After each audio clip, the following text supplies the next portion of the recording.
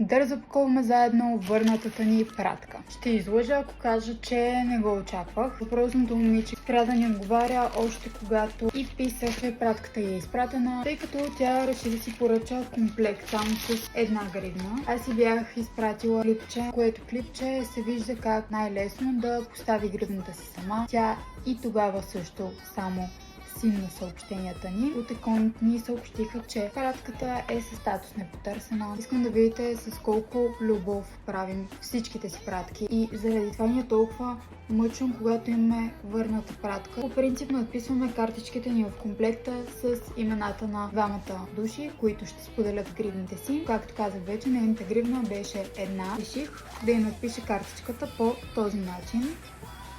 За съжаление, тази картичка не успя да стигне до нея. Да го разпаковаме.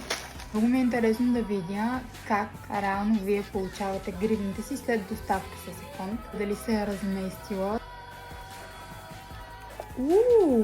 Добре! Браво на Еконт! Това, което ви съветвам, когато поръчвате нещо, дали било то от нас или от някой друг, абсолютно всичко се случва. Може момичето реално да е искало да си я вземе, но поради една или друга причина да не е имала тази възможност. Затова пишете, споделете какво се е случило. Сигурна съм, че даже ако споделите, е много по-възможно да успеем да намерим някакъв вариант, в който вие да успеете да получите пратката си. Благодаря ви, че разопаковахте заедно с мен пратката и надяваме се скоро време тя да има нов получател. Чао, чао!